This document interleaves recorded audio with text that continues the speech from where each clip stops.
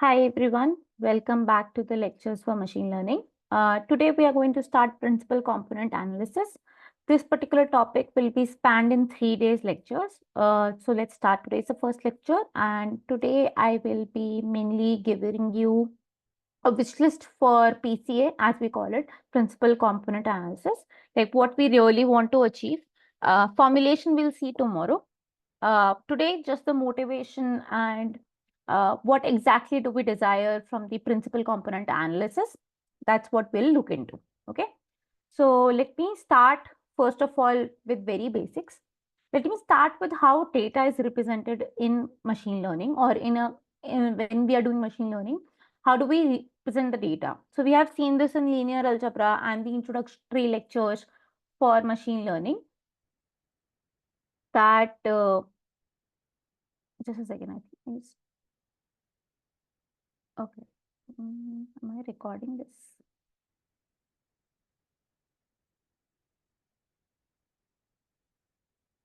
Give me a second.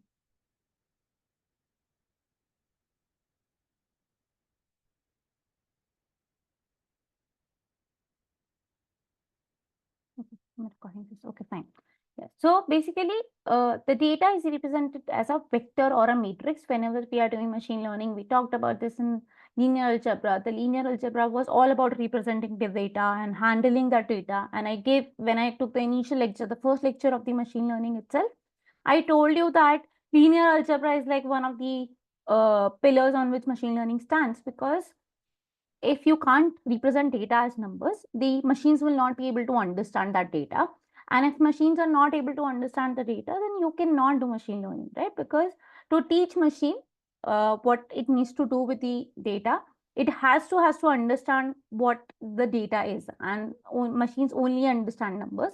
So we saw in linear algebra that how do we represent data as vectors or matrices, right? Now, let me talk about some data dimensions, right? So suppose that I've given you this table of data, right? I've given you this table, or you can call it a feature as we call it. This is a feature or it's an attribute, right? And I've given you just this, right? So how many dimensions do you think it'll take me to represent this data?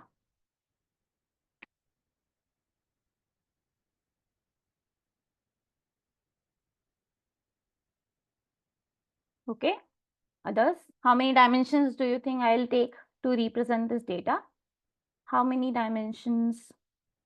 Or tell me the cardinality of the, or the vector space where this data will be.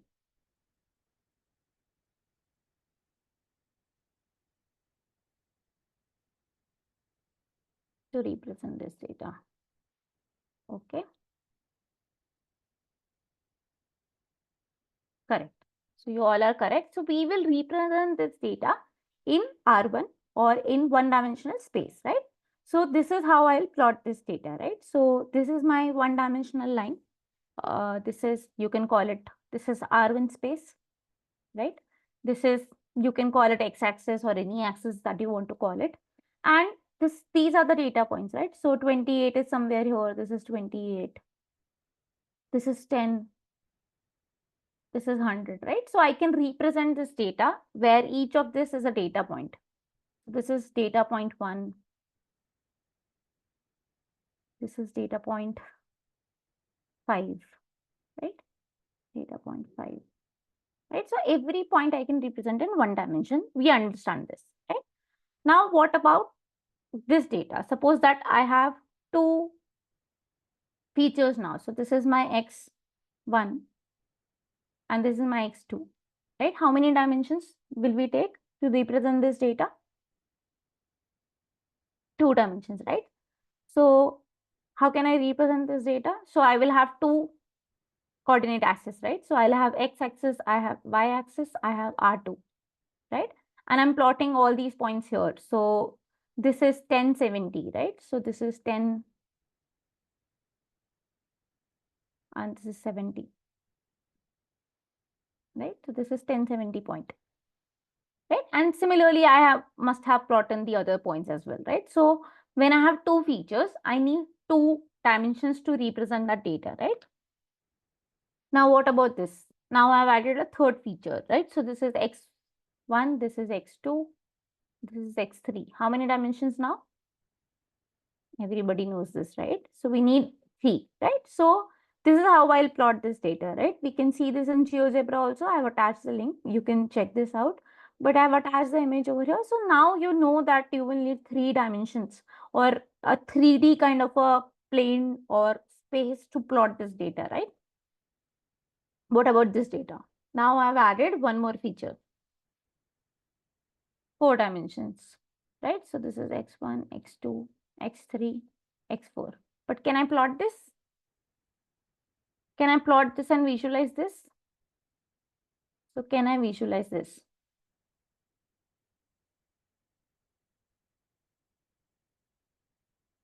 Right? So many humans cannot visualize this data, right? Including myself. I cannot comprehend 4th dimension, right? So it's very difficult to visualize this data. And see, on 4th dimension itself, we are struggling so much to understand what kind of a data it is, how do I plot it, how do I visualize it. What about if your data has say 100 dimensions, right? If your data has 100 dimensions, do you think you will be able to visualize that data, right? So if once you have dimensions more than 3, it becomes really difficult for us to visualize the data itself, right? And the complexity of our data increases, the relationships between the different attributes that we have, they also become very complex, right? Now, suppose that suppose I've given you some data, right? And I will suppose I'm asking something around here, right? I don't know what I can ask. Say I'm asking some BMI, right? So I'm asking BMI with you, and I've given you all this data, right? So now BMI, we know that weight and height are the only things that we require to capture BMI, right? But when I give all this data to my machine, when I give all the attributes, which is like 100 of attributes probably, then the machine needs to figure this out on its own that, oh, I only have to focus on weight and height. I don't have to focus on age, marks, name, and whatever attributes you have given, right? And that's why I'm saying the relationship between in the attributes and the whatever prediction you want to do becomes complex as you increase the number of attributes or features in your data, right? So if you have more dimensions, if you have more attributes, your data relationships become very complex, right? And uh, hence the dimensionality reduction, and hence we want to do the dimensionality reduction, right? Okay, so now this is a very high dimensional data, okay? So this is our image that we had seen. This is an MNIST image. MNIST is the handwritten digit data that we get, and this you can still visualize as a image, right? So this is probably the matrix that represents that image, and we can still visualize that.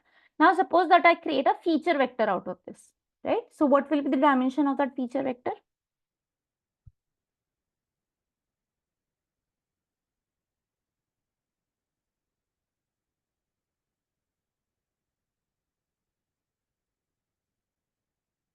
Why will it be 2? You have so many numbers.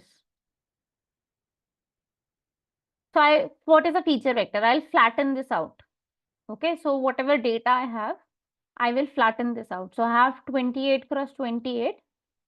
I will make it 1 cross, I think 784.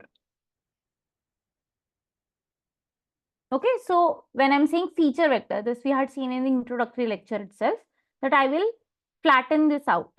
So this is like a 2D matrix. I will create a vector out of it. I will concatenate everything, like every row of this matrix with each other, and I'll create a long vector. Okay, so what will be the dimension of that? You all are incorrect.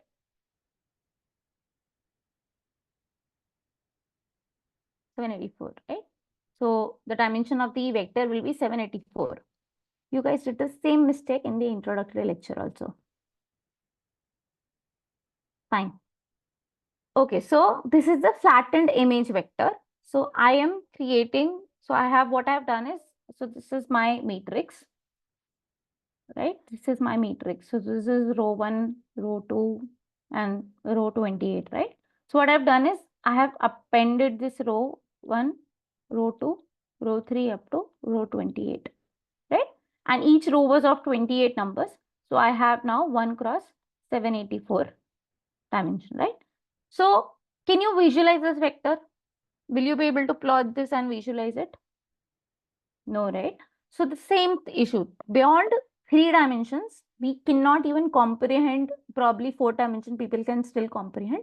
But beyond that 4 dimension, it's very difficult for humans to comprehend what kind of visualization is there for this data, right? And whenever we are doing machine learning, right, before deciding what model to go with, a lot of time we spend on visualizing the data, right? So if I can't visualize the data, it becomes very difficult for me to understand what kind of machine learning algorithm I should use, what kind of data cleaning I should do, are there any outliers in this data, and many things, right? So I can't do this if I can't visualize that data, right? So somehow we have to find a way to visualize the data. And there are many other things also which we'll talk about in course of dimensionality.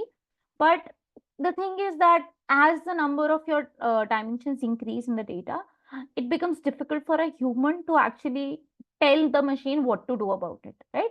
So machine might be able to still figure out something, but it might not give you intended results because you have not been able to give the machine the right direction, right? So if the direction is not right for the machine, then machine will struggle to actually do the task for you. And hence the dimensionality reduction comes in our rescue, and we use that to reduce the dimension of a data and see like what exactly needs to be done, right? So what we'll do is we'll have this vector. So we have this particular vector, right? So this is 1 cross 784 vector, right? So there will be a tool for us, which is dimensionality reduction.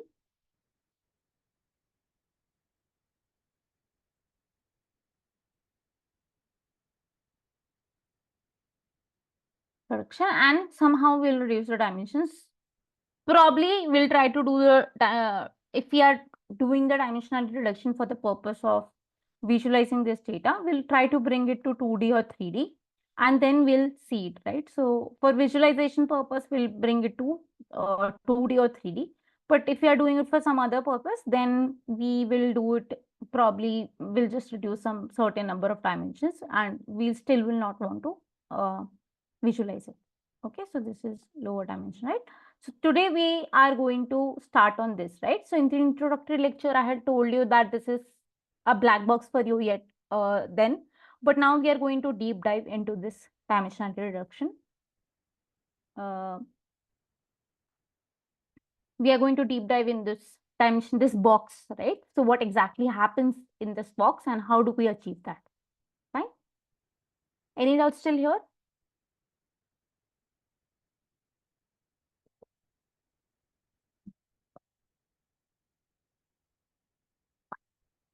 Okay, now problems with high dimensional data, right? So like I was saying that first of the one of the problems is we can't visualize data. So if I can't visualize data, then I cannot tell machine what to do because I will not know what kind of relationships are there in the data, right?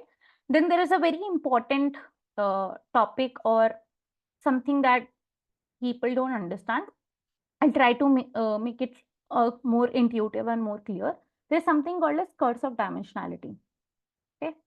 So we'll see this in detail. Then there are other problems like overfitting. We'll see how overfitting comes in dimensionality, like in curse of dimensionality. Then you have it's computationally expensive to have high dimensional data, right? So suppose, so to give you an estimate, to store, I used to work with this 8 million ECG data, right? So 8 or 9 million ECG data. So this used to take around 5 TBs to store on one machine, right? And let alone, this is just storing. Now, when you want to do computation on this, we used to have like very expensive GPU servers, A100s or V100s, right? And A100s used to be in scarcity from Google site only. So these are GPU machines. right? And they are very costly, like literally very costly. Our manager used to come after us if these were left on without being usage, right? So these machines were being used. So once you have a huge amount of data, right, there is a lot of cost associated with handling that data, processing that data, and using machine learning models on that particular data, right? So that becomes very difficult for us to handle, and it's computationally expensive for you and me. So let alone an individual cannot do it. A proper company would be able to utilize this kind of data and uh, this kind of computations they can do. But if I am an individual, I might not be able to do that. If I have this big data, I'll not be able to do. Okay, so Rowan is asking what is the dimension of the feature vector for the ECG that you worked on. So the dimension was 12 cross 5000. If you flatten this out, it'll become 1 cross, this is 60. This used to be the size of the vector for one ECG, right? And I had 8 million, 9 million ECGs, right? So 1 cross 60K. So it was that big, right? And there were like 8 million, 9 million data points. So it was huge data. Then there are some irrelevant features. So for example, in this data, right, suppose you're calculating BMI. Let me come here, right? So if I'm calculating BMI here, right, then age and marks have nothing to do, right? But this data is given to you. Now, machine will spend some time figuring out that, oh, I don't have to use age and marks at all. I can only use weight and height, right, to compute the BMI. If BMI is my predicting, the value that I'm predicting, then it'll take machine some time, right? You and me know it from the knowledge that BMI can be calculated using weight and height. But machine which is seeing this data for the very first time will struggle for some time because you have given all this data. It will assume that, oh, everything is important. And then later on, it will realize, oh, these are not important, right? And that's what I was saying, that when the number of features are large, the relationship between the data and the prediction becomes complex. And it takes time for a machine to figure that out, that, oh, this is not relevant. Only this weight and height is relevant. Fine. So there are features which might be irrelevant for certain prediction value, and we'll try to chunk that out as well. Okay. So let me dive into the curse of dimensionality. Very interesting concept, right? So I'll give you a very simple intuitive example so that you can understand it. Okay. So imagine that I have told you that you have all your friends that you have, they are standing in a straight line and you have to find them. Okay. So they're standing in a very straight line. Suppose they're standing by the wall and you have to find your friends in the wall, or say one of the friends on the wall, right? Compared to, say, I'm saying that your friends are now spread on, say, ground floor. So I've given you the ground floor of a whole house, and I'm telling you that they are now spread on the ground floor, right? So can you tell me which of these two scenarios it can take you more time to find your friend, a particular friend? Say you are playing hide and seek, right? So one scenario is where they're all standing in a single line, and second scenario is when they're spread out on the ground floor or like a floor.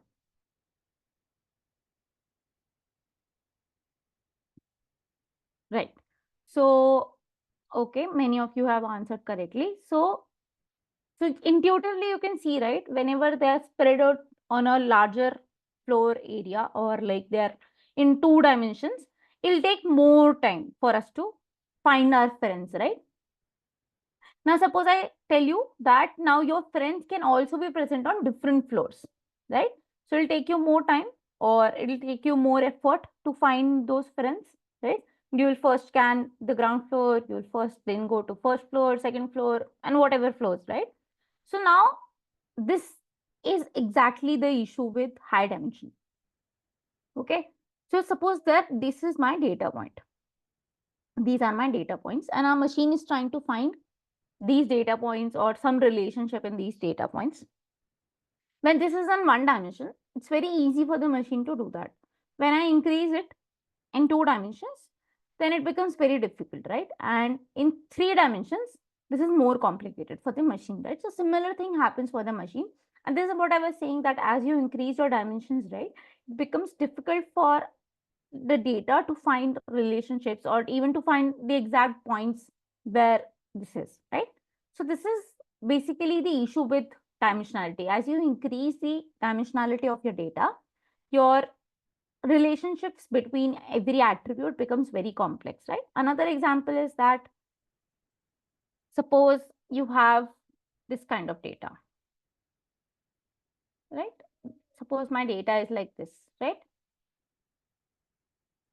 So can you tell me what type of classifier would you fit to this? You have already studied this classifier. What kind of a classifier will you fit here? Linear model, right? So you will fit a linear model here. Now suppose I give you this.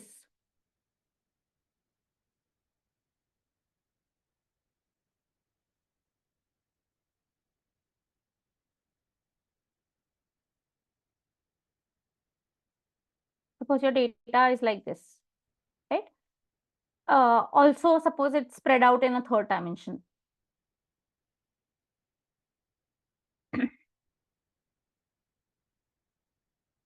Right? So it's like in a 3D, right? Then it becomes difficult for the machine to even attribute that, oh, this is also relevant. Like, okay, the third dimension is also relevant. So your relationship between the attributes is more complex compared to this. This is a linear model. This probably might not be a linear model. This might be a, say, some polynomial, right? Not a very perfect example, but just understand the gist that whenever you have more features, finding out the relationship between those features become difficult, right? So here there are just 2 features. You're able to find that, okay, this is a linear relationship. Suppose I had a linear relationship in a 3D model also.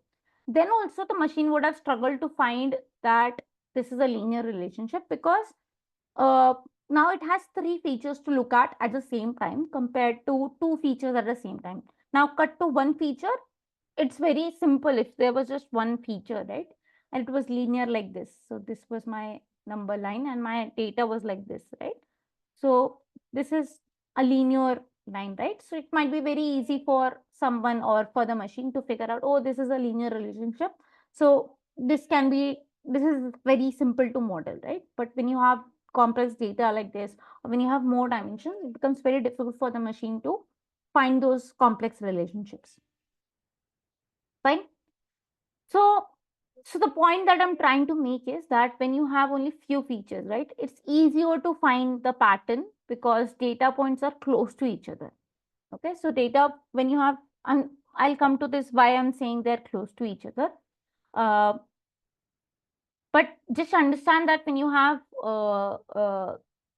less dimensions, your search space reduces, right? For example, when you have a 1D line, you will just have one line to search for. And when you have more space, right? When you have more dimensions associated, your search space increase is a lot. And hence, and we'll come to that, like why data points are not so close to each other.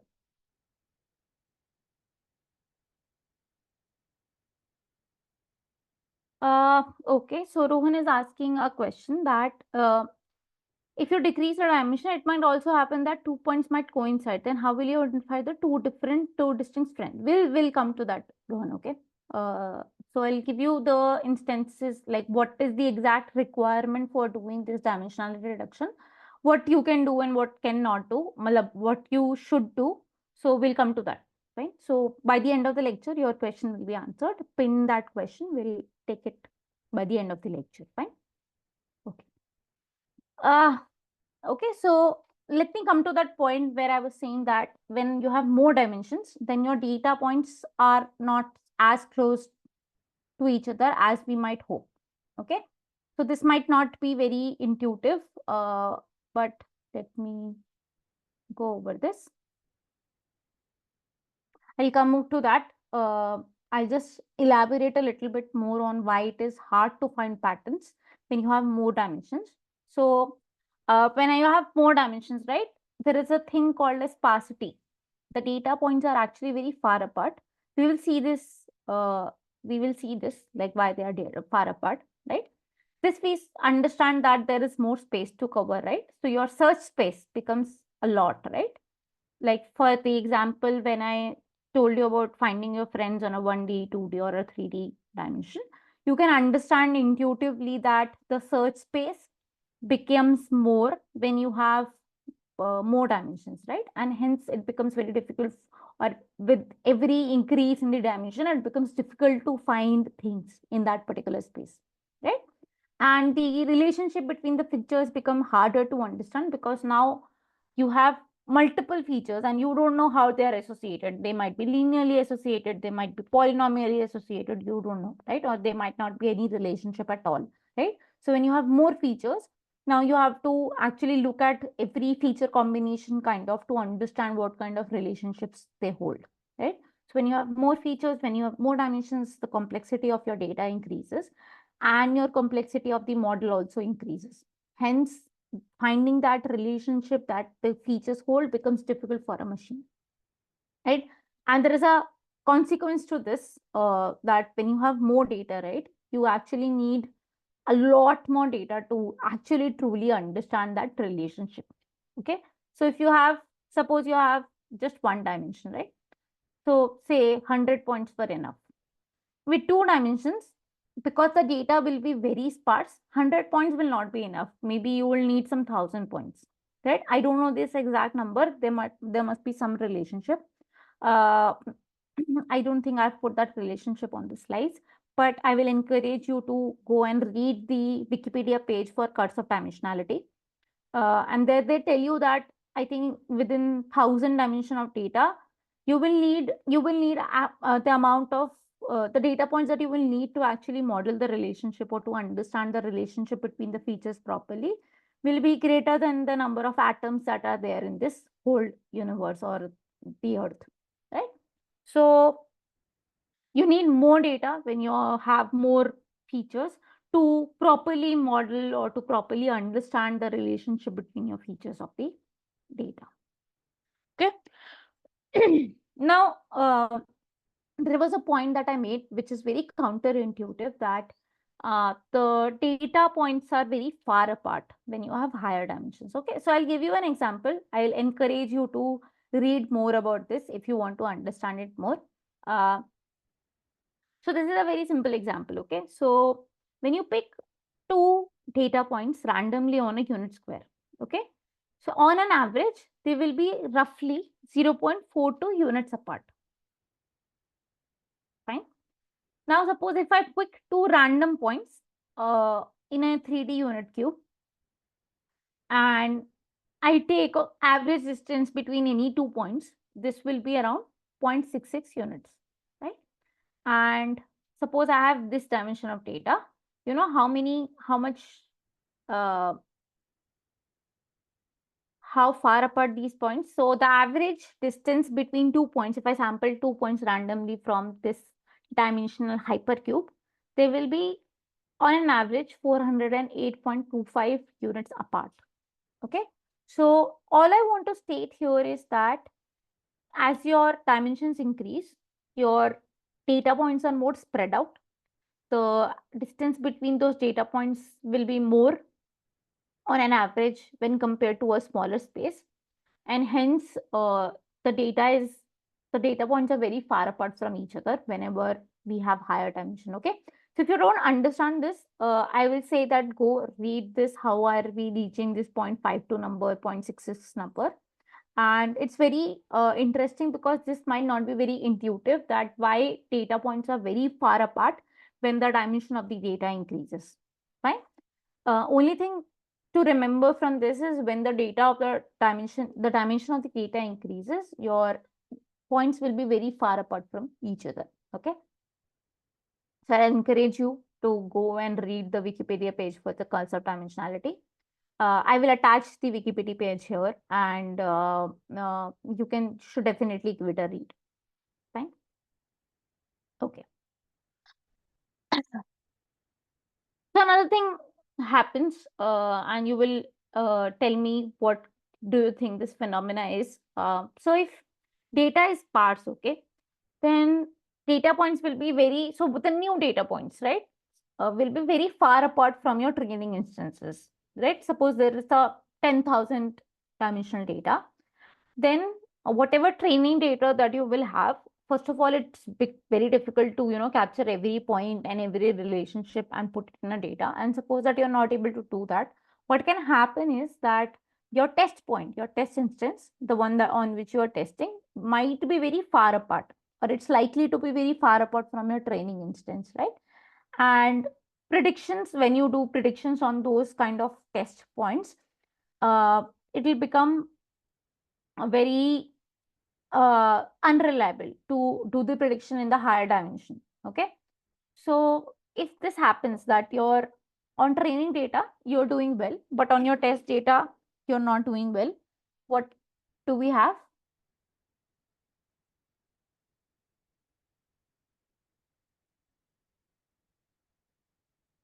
Okay. Rohan, think about it again. Varshita, correct? So you're able to make predictions, like your training data, you're able to make predictions correctly. On prediction data or the testing data, you're not able to. What will it be? It's not underfitting. It's overfitting actually,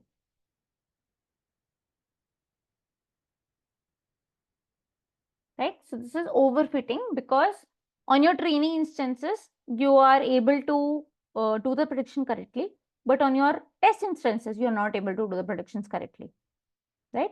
So whenever curse of dimensionality happens, or whenever the dimensionality is very high, you are more likely to overfit your data because first of all, you might not be able to get enough data points so that you can do a proper training.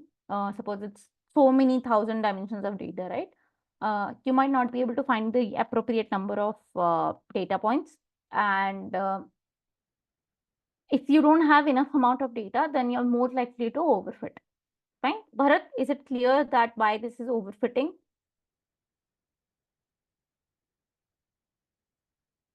Yes? Fine.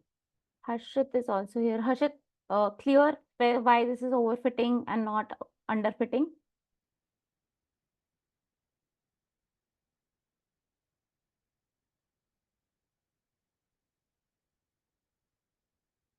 Oh, Harshit, you joined just now. Okay. Okay, fine. Uh, okay. I don't know, Ashit, you have never joined my class before, so I'll encourage you to ask questions in the chat box and reply to the questions that I'm asking in the chat box itself so that I can monitor how much you guys are able to understand. Fine. Okay, so whenever we have more data, we have more dimensions. It's very unlikely that we'll have enough amount of data to train. And if we don't have enough amount of data to train, it's more likely that I will overfit my data. And so basically, when you have more dimensions, you are more likely to have overfitting in your data or in your machine learning model, right? So this is one of the problems with high dimension data. Fine. Okay. Computationally expensive, as I was saying, that storing, processing, analyzing high dimension data is computationally very expensive. You have to spend a lot of resources, a lot of money to even store the data. So we had, to give you another instance, we had 20 machines because we were a team of 20 people, and every machine had a 5 TB card drive which stored just that ECG data, which was huge.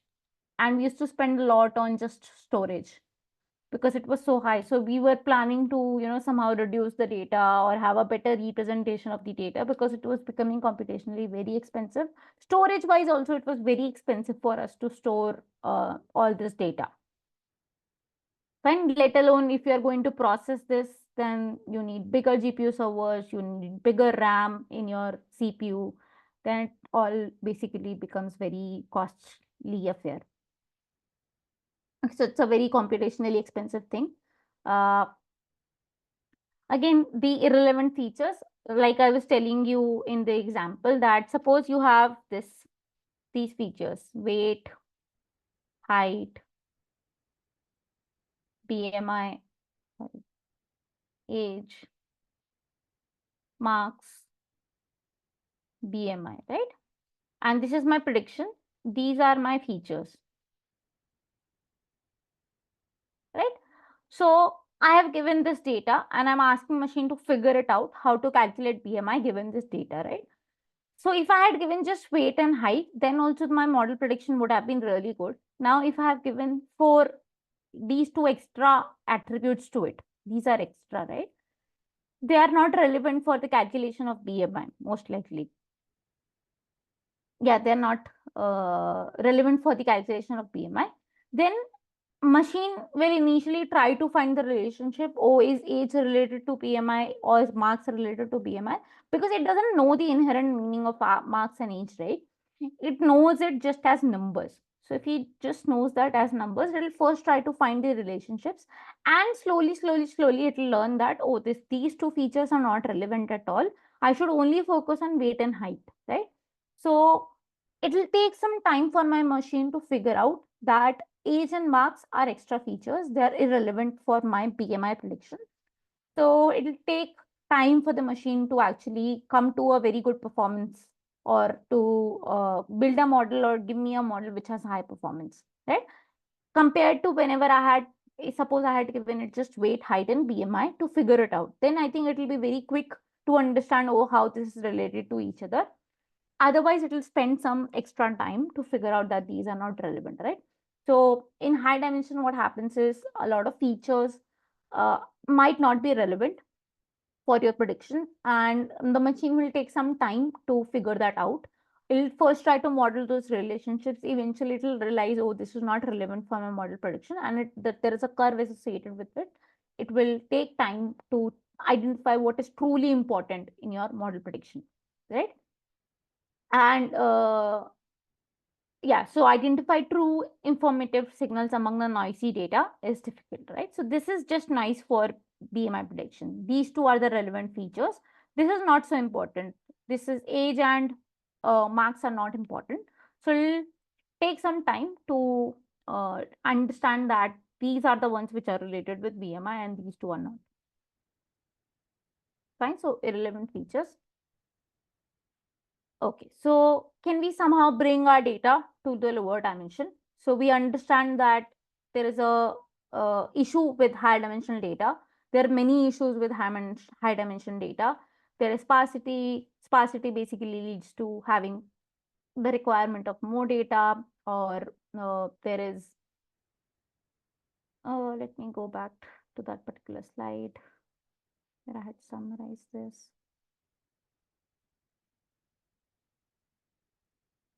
So basically, you can't visualize high dimensional data. There is a curse of dimensionality. It might lead to overfitting because you will not have enough samples for your training. It's computationally expensive and it might have irrelevant features. So your machine will take a lot of more resources and time to understand the actual relationship between your data, right? So these are the problems with high dimensionality. So now the question is that, can I somehow reduce this dimensionality, right? So I've given you enough motivation to now focus on why you should reduce the dimension of your data. So this is basically what we are now going to talk about. So this is the black box that we had seen in the introductory lectures. So this is our focus. Now for the next few lectures, we'll focus on how will we reduce the dimensionality of this data, right? So I had given you an example in the introductory lecture how the MNIST data, which is the feature vector, is of size 1 cross 784. If you reduce the dimension to 2D, you are still able to visualize different digits at different clusters, right? So this could be one digit, this could be one digit, this could be one digit. Actually, they're colored, right? So this is ninth digit, this is 0, this is 7, right? So all these, so this information uh, that is associated with the data, right? For example, I had taken the image of 7 digits and I bring it down to 2 dimension and I'm plotting that, right? Still the information is quite intact because I'm able to plot them separately on my data, right? So we would want that kind of thing with our dimensionality reduction algorithm also, that though you're reducing the dimensions, you're not losing important information from this data, right? and how do we model that important information is what we'll see next. Fine. So we don't want to lose important information while reducing the dimension, because this information, right, these different dimensions are basically bringing the information that separates each data point from each other, right? For example, suppose there is this height and weight, right? So height is 180 centimeters and say weight is 65, right? So, and say 150 and weight is say 40, right? So these two are, so these two together are separating these two data points, right? So this is a person who has high, who's very tall probably and has 65 weight, and this person is comparatively short and has a very lower weight, right? So these are two data points, and these two features are contributing information about these two data points, right? So they are separating them out, right? Now suppose that I had said that, okay, this person is 160, 180 and 65, and I said, okay, this person is also of same height, and but this person is say 100 kgs, right? So can you tell me which feature is telling you the differentiation between these two data points?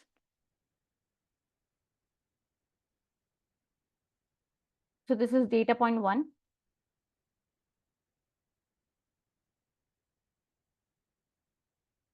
So this is my data point 1 and this is my data point 2. Okay. So here the height and weight were both contributing to separate out the data points. Now suppose that their height is same, right? Only their weight is differing. Then what feature will help me differentiate between these two data points? Weight, right? Others, please reply on the poll, or not the poll, on the chat. Which feature is a differentiation factor? So the question I'm asking is, what feature is a differentiating factor? Is differentiating factor, differentiating factor.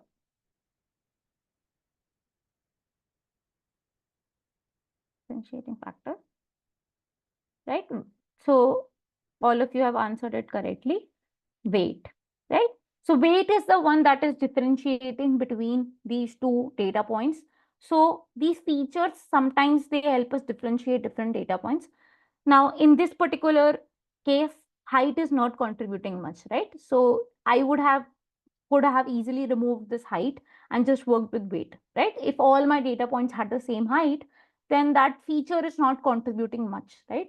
So we will make certain kind of decisions. We'll see that numerically, that whatever intuitively you can see here, how does it map to a linear algebra concept?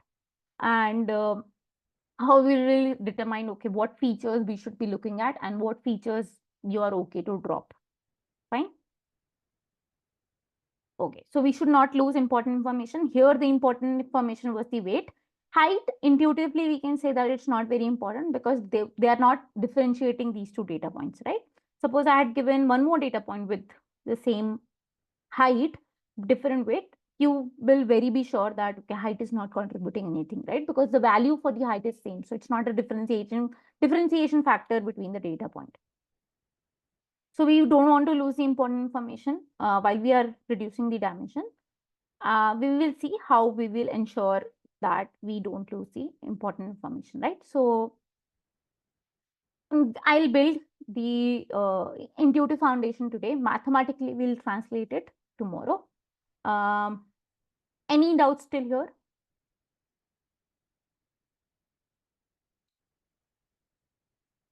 Earlier? Okay, fine. So let me start building the foundations. Okay, so I'm giving you this data. There is this age and weight. Look at this data and tell me, can you guess the weight for age 25? Look at these relationships. Okay.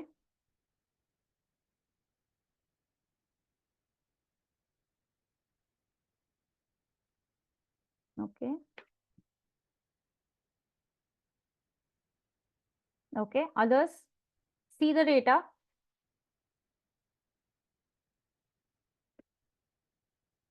Fine. Okay. Most of you have replied. So I've given you a very simple data. So this you can see is around almost, so this y is almost equal to 2 of x, right? So this is x and this is my y. So y is approximately equal to 2x, right? So the value for age will be around, value for weight for age around 25 will be around 50, right? We can see this on basis of this data. Fine.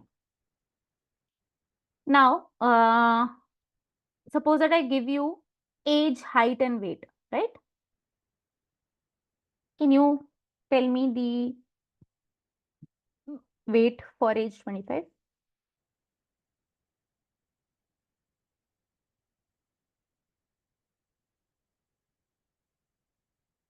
Okay. I'll ask you two questions here. First, it.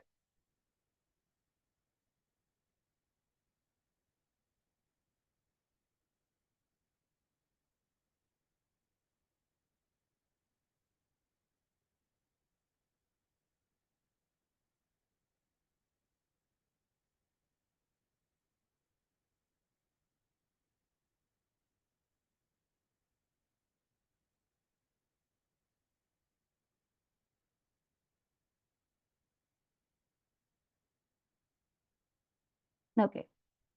So, what I have done. Okay. So my first question is, do you think that this is more complex to determine the relationship between the features and the vector when I've given you two features compared to the previous example where you had just one feature?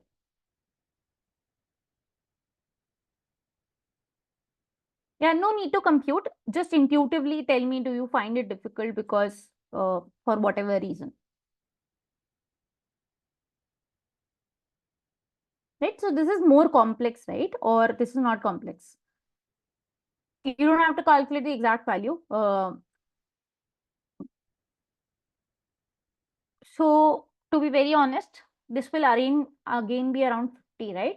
And I just added this feature randomly, okay? There is no relevance to it. This age is actually dependent on, the weight is actually dependent on age and it's not dependent on height. I've not accounted this height factor at all, right? So there are two things happening here. First thing is that when I have given you more features, and I'm just proving it to you that when I have given you more features, you yourself are finding it difficult to find the relationship between the data. The thing is that this height feature, right? This is not relevant. According to this data, this is not relevant at all to find the relationship between the x and the weight, right? So I've established 2 points here.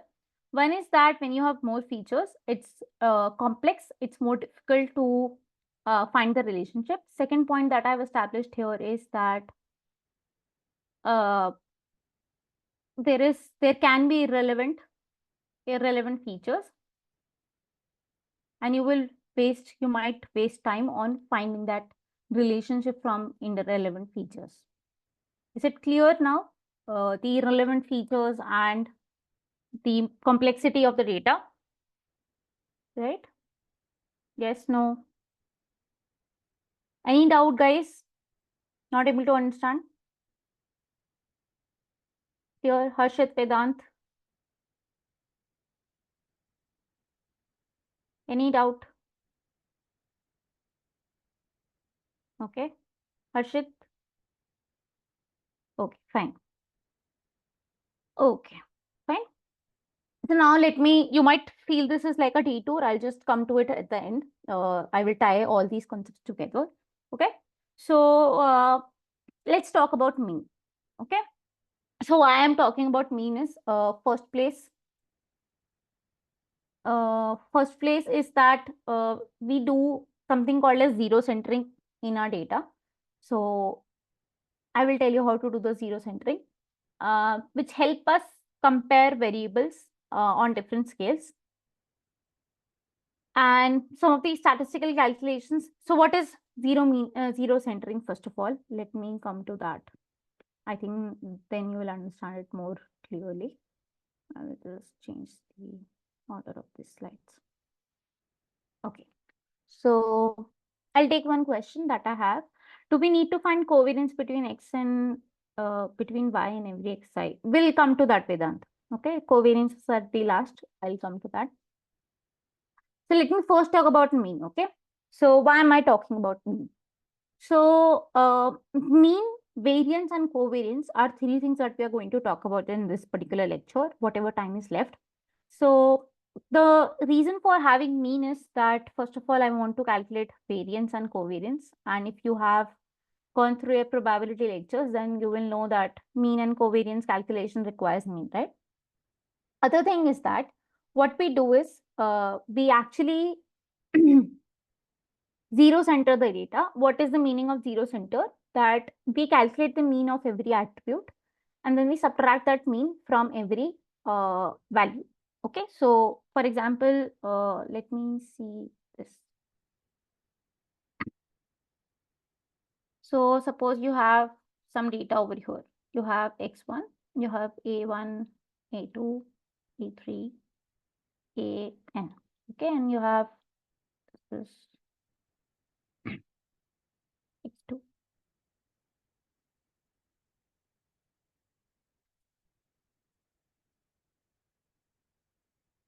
Oh God.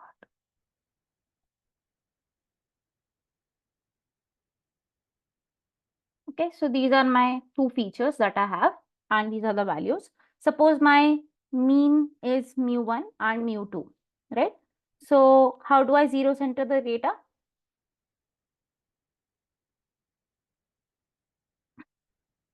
What I'll do is I will subtract the mean of this particular feature.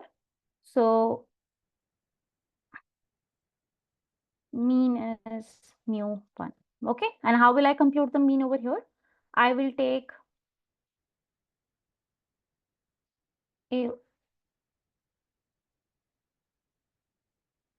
I'll take all these values and I'll take average of that.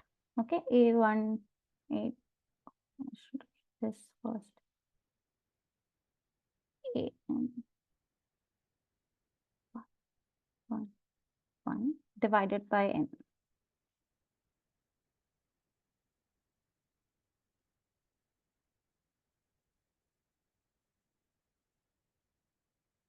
Yeah, it should be superscript.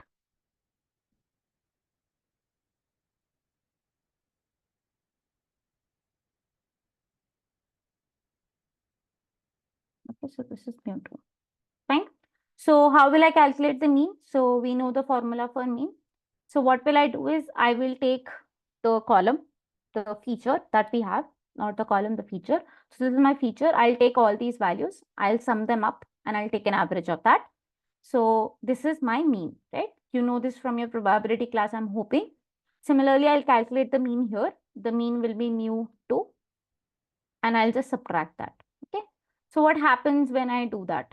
Can anybody tell me what will be the new mean of this data? So let me do this 0, right? So actually I have it on my slide so that I can show you properly.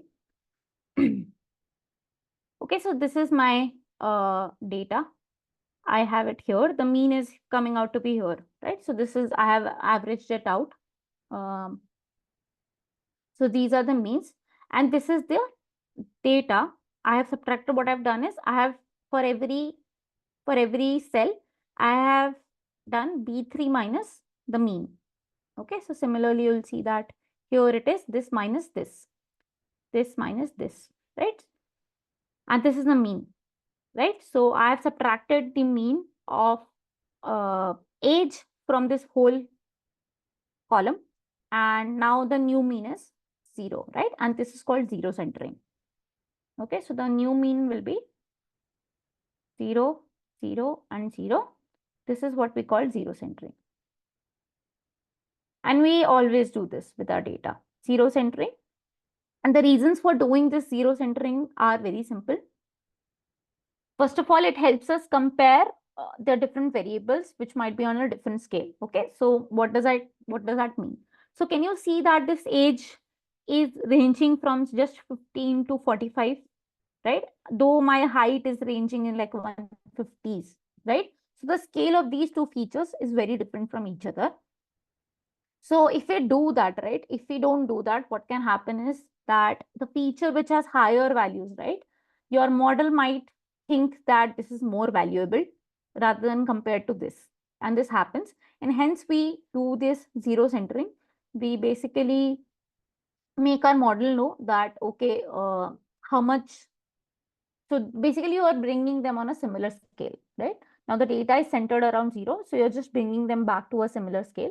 So now here, for example, you can see that these things are they're not deviating too much from the mean, right? Though here you can see that they're deviating a lot from the mean, right? So the only reason we bring them to this zero centered data is so that the we can bring them to a similar scale, and machine doesn't think, or it doesn't value the more heavily weighted, not heavily weighted, more the features which have higher values, or like the values which are like greater than other feature values, right? For example, if there were values like this: zero point 0.1, zero point 0.2, zero point 0.3, your machine can actually think that this is not important at all, because this might not be contributing much to your weight or the final predicted attribute. So if you zero center it, and then the machine will be able to see that, okay, this seems to be a relevant feature. If the values are very small, it tends to happen that your machine thinks that these features are not important at all, right? So just to bring them to a similar scale, we do this zero centering. Also, some of these statistical calculations become simpler. I'll give you a proof for this. Also, uh, okay, I'll tell you one thing. While we are doing neural networks, your gradients, when they flow, it becomes better. The flow of the gradients become better. We'll discuss this when we are doing neural networks. I don't want to go into that. But your model convergence also becomes faster whenever you have zero-centered data. Fine. So nothing very fancy about it. Just that we are just reducing mean of every feature from the corresponding feature, and we are doing zero centering. Okay. So we will always do the zero centering, and as I will assume whatever data that we'll be processing in PCA is always zero centered. Okay, so my assumption will be data is always zero centered. Data is always,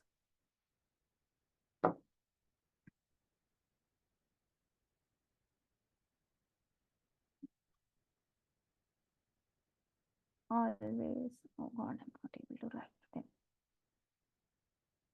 Zero centered. So this will be my assumption for all these three lectures that we are going to have on PCA. Fine. Okay. Now, so you have already told me the mean is zero. So the mean is zero for every column. What can you tell me about the variance of each of this column? Just look at it. Tell me which column has highest variance, or order them in the order of highest variance. So I want an order. Highest. Don't calculate it. Just look at it and tell me. So highest variance order. Which one has the highest variance, and which will has the lowest variance? And if you figure out highest and lowest, the middle one is clear to everyone. Okay.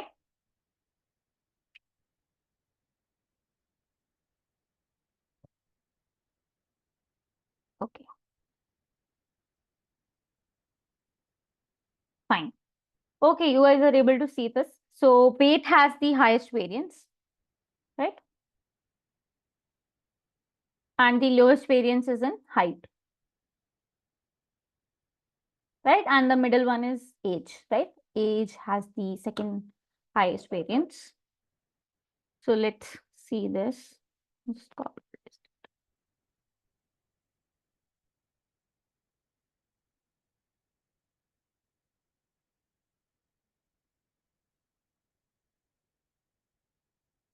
let me just go here.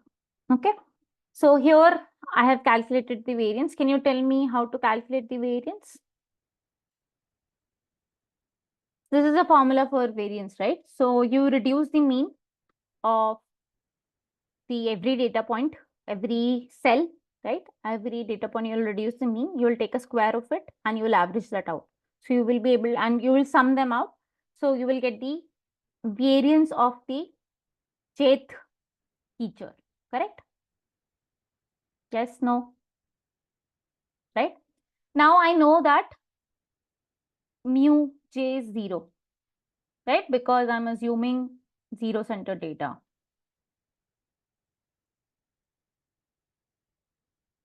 Centered data. Hence, my so I've written j over here. It should be here. Actually, just that I didn't know how to take a square of this when j was the superscript, but I think you will just understand this fine. So this is just xi j square, right? Right, and hence I was saying that some of the statistical calculations become faster or easier whenever you have zero-centered data, right? So your variance calculations becomes very simple once you have zero-centered data. Similar thing will happen in the covariance as well when we go towards it. So your statistical calculation becomes easier. Now let's just look at the variance of each of this. And as you guys had already predicted, the weight has the highest variance, the age has the second highest variance, and the height has a very low variance, right? So it doesn't differentiate between different points that much. Can I say that it does not differentiate a lot between different points when the variance is low? Can I say that? Right? So are we understanding that the features which have higher variance have more information? Yes, no? Can I make this statement? Okay, let me make the statement. Oh,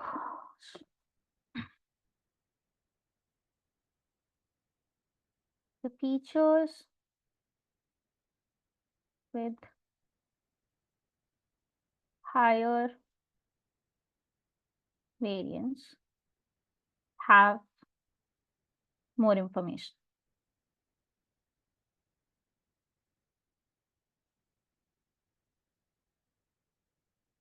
Okay, so I'm making this statement. I hope you guys agree with me that the features that have higher variance, they basically are able to distinct each data point from each other compared to whenever we have less variance in certain feature, right? So I can make this statement. Fine. Okay. So we saw the variance of these features also, right? Now let me come to the high variance features and the low variance features formally. Okay. So the features which have high variance are more likely to carry useful information because they're able to distinguish, or they will help the model distinguish between different outcomes or different data points, right?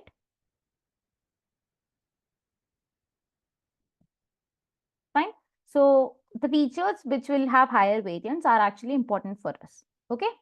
And such features actually help us improve our model accuracy because they are more distinctive of every data point that we have in our data. Fine.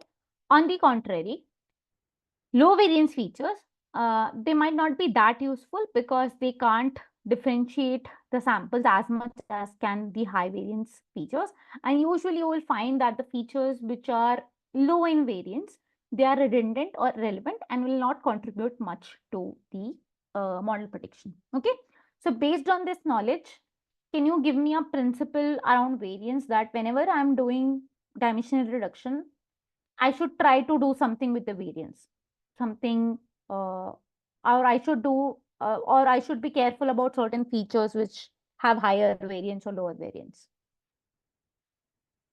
Can you come up with some, uh, okay, come up with some idea that what we might be doing with the variance in dimensional reduction? Are we preserving it? Are we are or we are, giving more importance to it, or we are doing something with the variance? Can you think about it? Okay, I have answers. Okay, so one answer is that we should try to capture more variance. Correct. Give importance to the features that have high variance. That is also fine. High variance should be present. Okay, fine. So you guys are right. Um, we should reduce the dimensions for lower variance and feature, right, and have variance to avoid irrelevancy. Okay, fine. So now you guys are all on the same page with me that high variance features are important, and we should try to preserve that high variance somehow. And that will be like our first important principle, that we will try to preserve variance in your data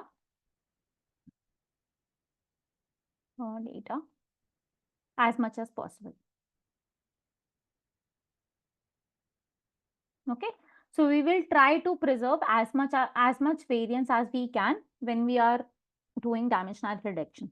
Okay, because I know if I'm able to preserve the variance, my important information will not lose, and I will still be able to distinct my data points from each other even in a lower dimension.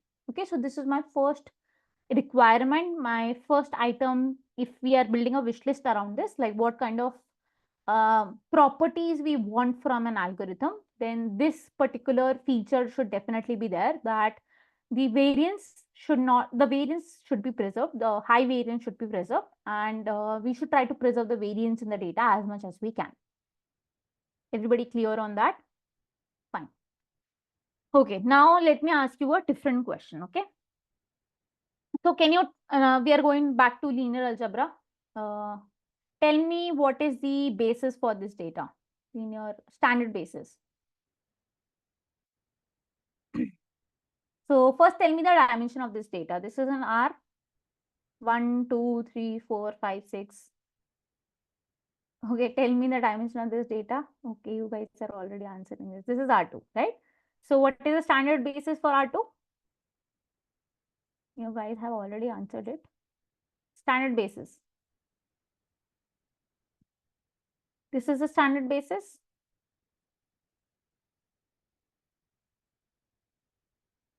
Right? So this is a standard basis.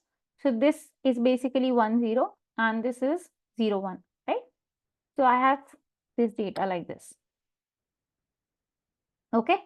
Now every data point that I have here, right? So this supposes this is x11 and x12, right? How can I write this? I can write it as x11 into 10 plus x21 into 01, correct? I can write every data point like this. Yes, fine. Now suppose that I do a change of basis. Okay. Now what I am doing is that I am, rather than taking these standard bases, right, I am going to represent this data in these two bases. So V1 and V2 are my new bases. Can I do that? First tell me, can I do that? Right?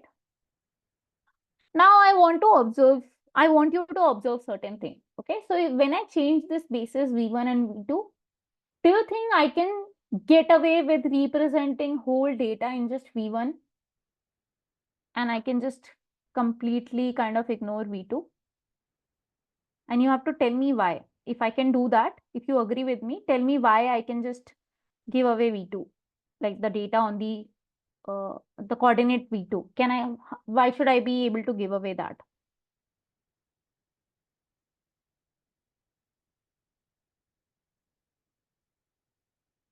So my first question is, can I, uh, so can I represent this data? So first question is, can I represent this data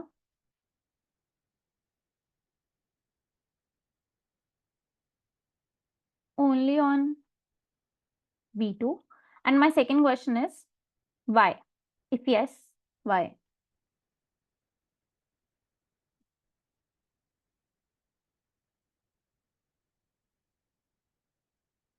there are data points, right? So this is not completely lying on V2, right? So there is some portion of V2. This is not completely lying on V1. There is some V2, right? This point is here, this point is here, this here,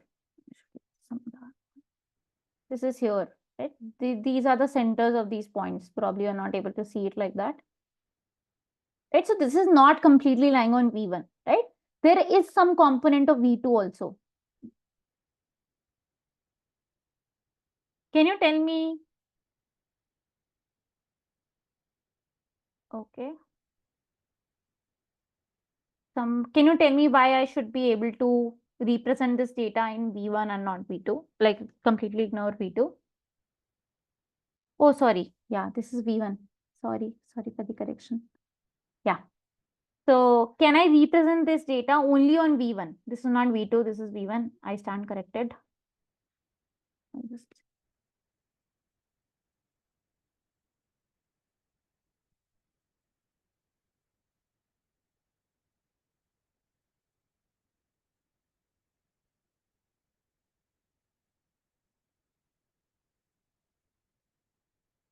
Okay, you are going ahead, Vedant. I'm just asking very simple question. Okay, so the question I'm asking is, can I represent this data only using V1 and can I just give away V2, right? And if yes, just tell me the reason based on whatever we have seen so far, right? I am not talking about projections perpendicular as of now, just based on whatever we have seen in the lecture. Answer me on basis of that. Yeah, Ron, you're correct. Think about variance. Okay, I'm giving you the hint variance.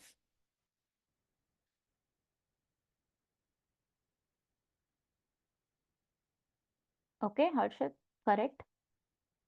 Vedant, Bharat, Varshita.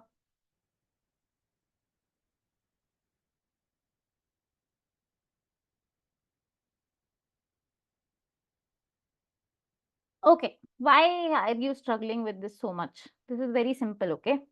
So, see, suppose I plot, I calculate this, right? I'll just replicate this. Fine. So, suppose I'm looking at this A point. Okay, so my A point will be something like, my point A will be something like, say this is 3 over here, right? So this will be like 3 times V1 plus approximately some 001 point times V2, right? Similarly, my B will be, suppose this is my B, will be say 4 times V1 plus 0.0, even lesser than this, right? 001 times V2, right? Sorry, a negative sign. This is negative. This is also negative. It's just these values are very small, right? And can you see that the variance in this dimension, in this direction, variance is very low? Yes, no.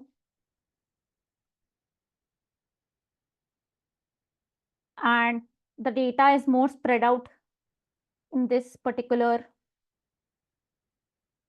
variance is high, right? In this particular direction, the variance is quite high. In this particular direction, the variance is quite low. Now, are you able to understand that why I should be able to give away V2 and just keep my data on V1, right? Yes, no, clear, not clear? Clear, right? So the variance on V2, whenever I change the basis for this data, is very low, right? And hence I should be able to give away V2, right? Losing the without losing a lot of information from this data, right? And this could very well be just noise. Okay, suppose, so I had talked about noise when we were talking about in the introductory lecture, right? So it could be that if there is just very slight variation between these data points on the V2 axis, then it could be that this V2 was just noise, right? And I can get away with I can get away from that noise if I just take the V1 axis and I just totally give away V2. Okay. So what I'm saying is that, so this might not be very intuitive. Possibility is V2 is actually noise because the variation is very low, right? It's very slight variation on the whole axis. So V2 is actually noise. It's a possibility. So if I just take V1, the data on the V1, I might get away from the noise as well, right? So we can get away from noise. There is one possibility, but the reason why I'm able to remove V1, V2 is that the variation on that particular axis is very low. Clear? So now the point that I'm making is that as I change the basis, I can actually represent this data in just one dimension, right? As we saw. So you have learned your first dimensionality reduction example. Basically, you have done your dimensional reduction, the first dimensional reduction, that you've reduced the dimension of two from the two axis. So you have taken the data from 2D to 1D, and this is what dimensional reduction is. That the data was plotted in two dimensional space. You brought it to one dimension, and hence you have reduced the dimension.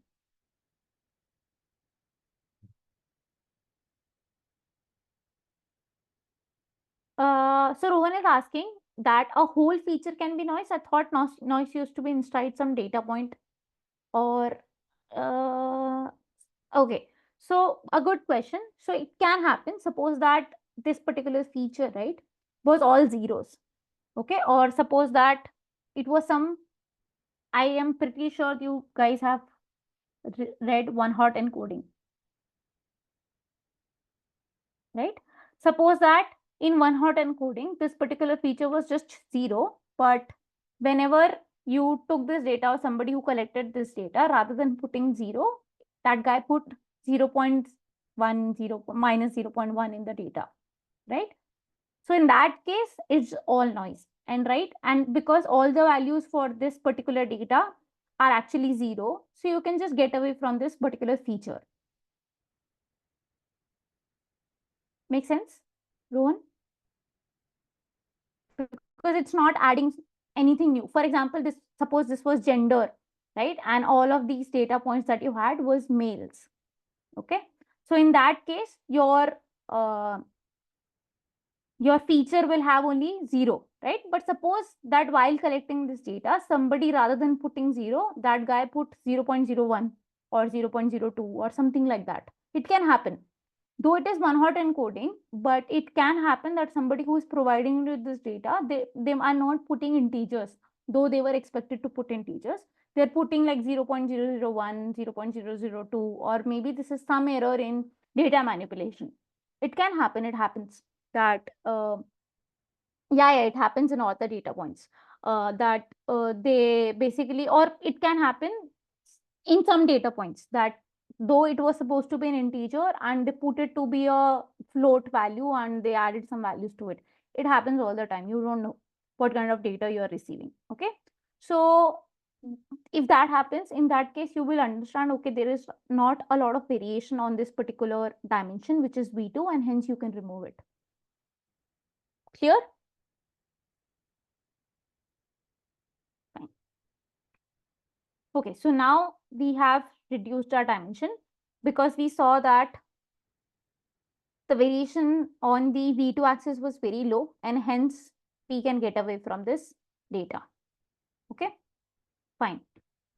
Can I say that I can do the projection?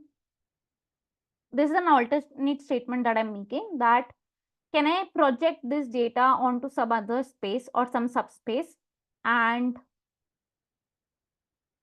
that will be my dimensional reduction. Okay, so here I said that okay, I'm changing the basis for this particular data. I'm changing it to V1 and V2, and we realize that V2 we can just skip. So can I say that I can project it onto V1, which is a subspace of R2, and I'll still be fine? Yes, no, projections. Here the subspace being V1. We can project, right? If I project, if rather than seeing all this, that I will change the basis and I will just eliminate V2, if I had said that I will project this data on V1, will that be equivalent statement? Yes, no. Only one person has answered. Others, Vedant, Bharat, Harshit, right? So what is projection? So I will just take the projection here, right? So this will be somewhere here, this will be projected here, this will be projected here, and everything will be projected on this line, right? So when I project my data onto some space, that is also dimensionality reduction. Okay. Obviously, you need to find an appropriate subspace. So this is also dimensionality reduction.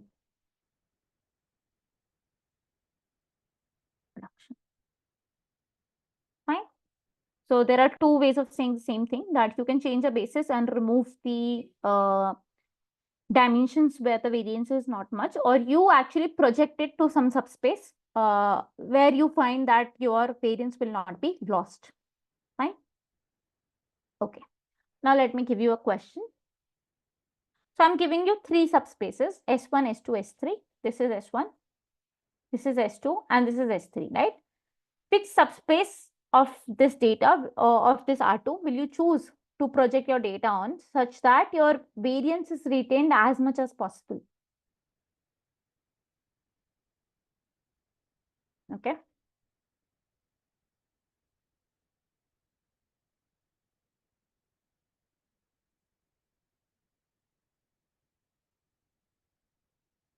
Okay, most of you have answered it. Vedant, Bharat. Okay. Okay, fine. So you guys have understood it well, that we will project it on S1, right? Because the variance is highest here, right? Is highest. What will be second highest? Second highest variance.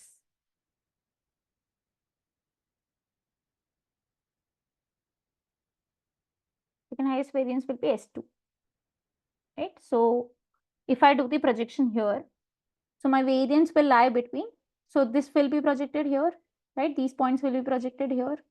These will be projected here, right? So this is my total variance.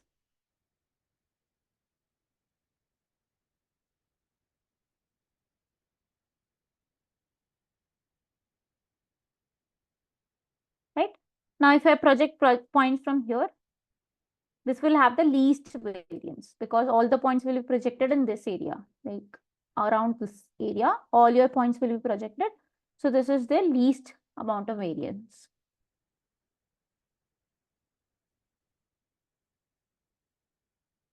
Right? Because these points will be projected like this, perpendicularly. Correct?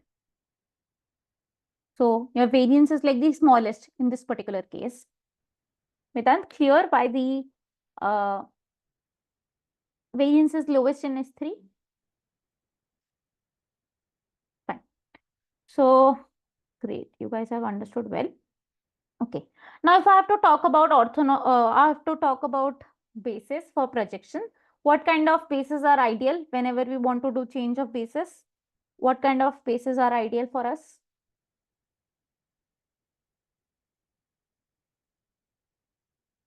Orthonormal, not orthogonal.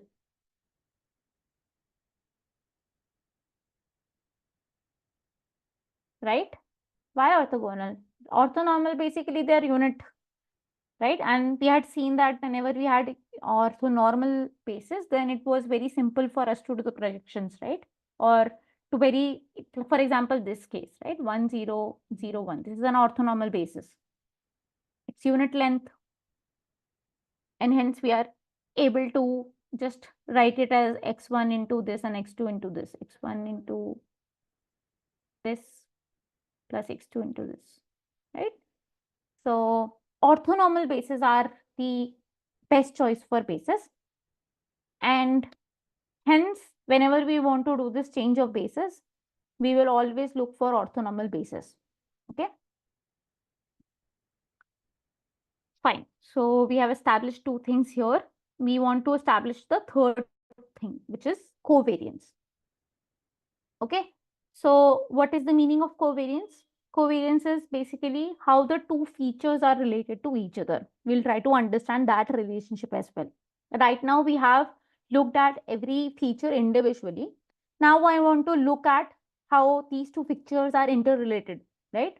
Suppose that I have two features here. I have a gender, which is like male, female, right? And I also have like a one hot encoding of this gender 1 or gender 1 hot, right? And I'm saying 0, 1, 0, 1, right? Now these two features are actually highly correlated, right? Uh, because they're basically giving me the same information, right? I could have kept either one of them. There was no point to keep both of them, right? Because they're just giving me the same value or the same information, right? Or suppose that I had another data, which is age, and I had age in days, right? Suppose this is 1 year. So this is 365 days. This is 2 years. So 365 into 2 days, right? So these two features are basically giving me the same information, but do I need to keep them both?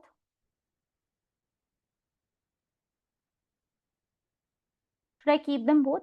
I can just take one feature, right? I can take either age or age and days because they're not bringing new information on the table, right? They're giving me the same information and hence we can remove one of them. Similarly, here also I can remove one of them, right? So we can remove one of these features, right? And here where the covariance comes into play, okay? So covariance basically tells me how much one feature is related to the other feature. So if a feature value, if there are two features which are like highly correlated, your covariance will be very high. If there are two features which are not correlated at all, their covariance will be very low, right? So how do we calculate the covariance? So this is the formula for covariance, right? No. So xi and xj are my two features. So this is my feature 1 and this is my feature 2, right? And these are the data points. The data points are going from 1 to m. So I am taking an average over all the data points between these two features.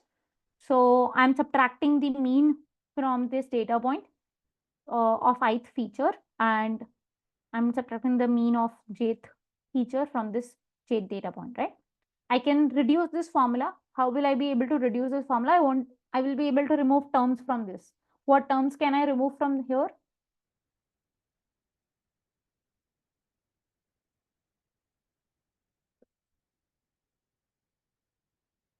The data is zero centered. So what terms I should be able to remove from here? Okay. After I gave hint, everybody answered. Fine. So mu I and mu j are 0. Mu j are 0 because I'm assuming the data is zero centered. So I should be able to remove these. So I will just have this. And hence, I've proved it to you again that whenever your data is zero centered, your calculations, your statistical calculations become simpler. Fine. Okay. So this is my formula for the covariance. Okay. So now I am giving you this data. Can you, say I've already answered this, but can you say something about the covariance between the age and age in days?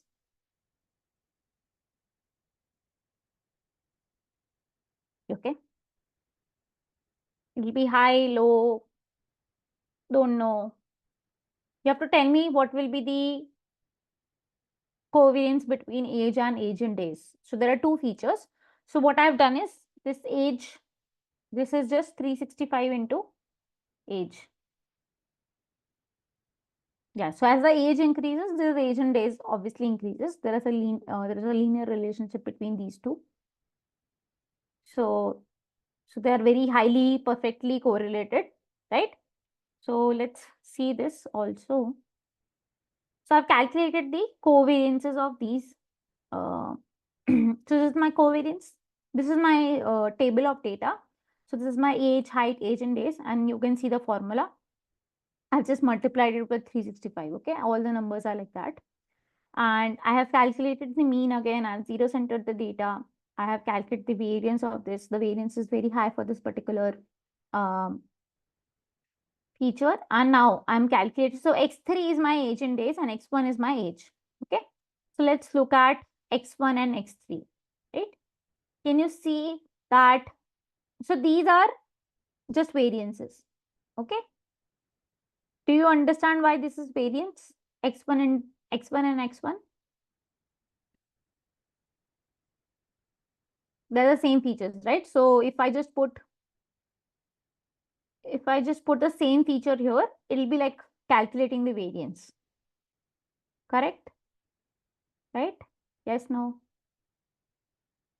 If I take the same feature here, it'll just reduce to variance, right? Fine. So these are just variances. Let's ignore them. And let's focus only here. So this is x1, x2. So this is age and height. So you can see that there is correlation, there is positive correlation, or there is covariance, which is 9, which is okay. But if I take the covariance between x1 and x3, x1 is age and x3 is age in days, you can see that the covariance is insanely high, right? And this is the highest, correct? And x2 and weight are also highly correlated. X2 and are correlated, but not that much. Height and age in days is also correlated, but not that much, right? Probably it's coming from the values that I have put in there because they're in sort of an incremental order that I put. But see, observe that this is where you should focus, that your age and age in days is very highly correlated. And when I see that their covariance is very high, I understand that these features, one of these features will not contribute much to my model building or understanding of the data, and hence I can take an action which is like giving away one of these features. Okay, so the variance is going to be very high, right, compared to the other ones, and hence my one of the features can be removed, can be dropped.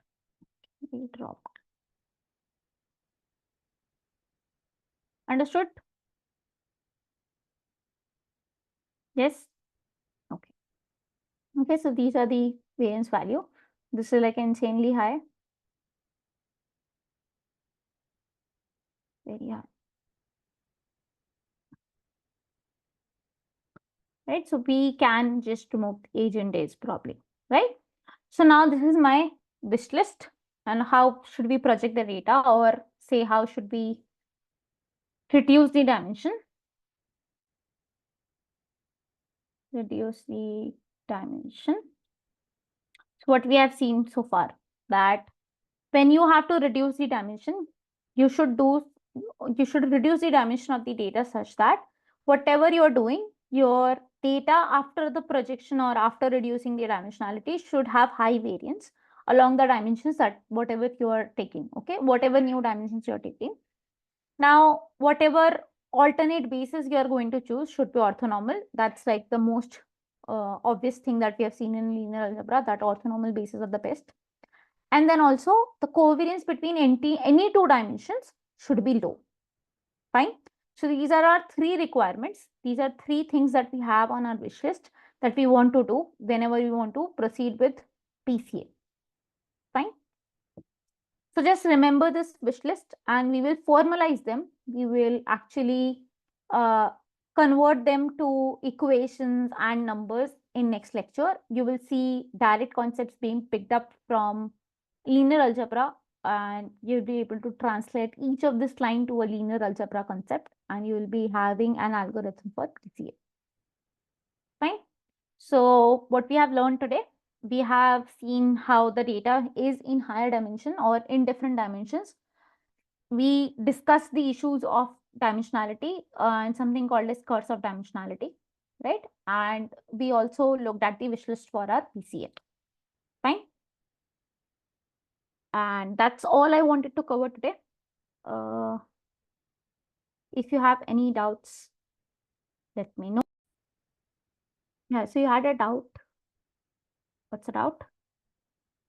So then I asked that initially you gave us an example of friends sparsely lying in different floors or in a straight line in 2D, and then you Yes. asked yeah.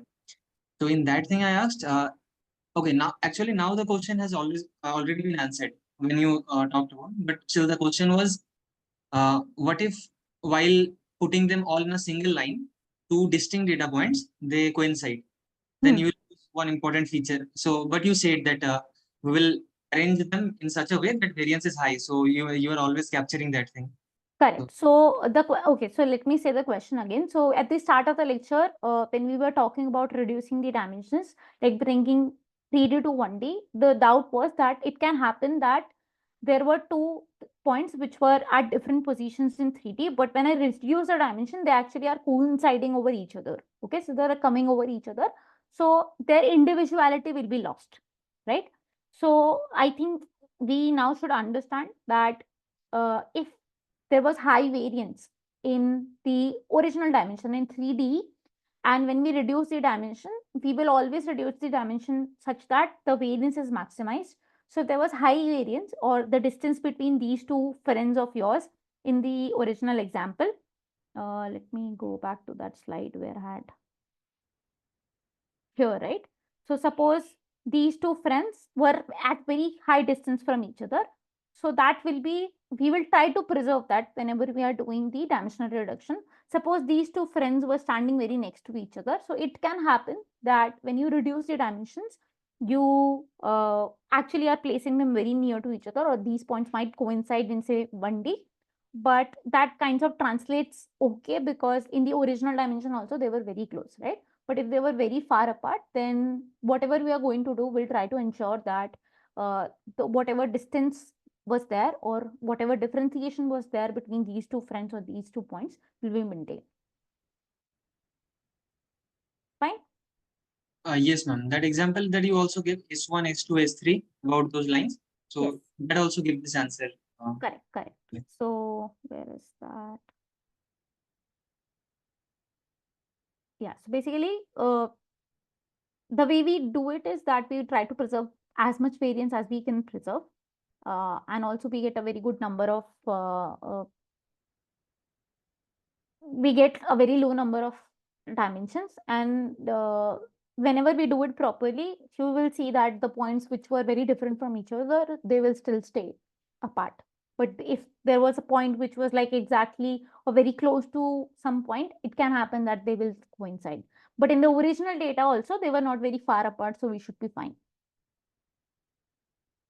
Ma'am, Fine. and the question that you asked about the best, you asked us matrix or basis in that orthogonal and orthonormal thing, where we all replied orthogonal and reminded us. I asked you what kind of basis is Basis. ideal for projections.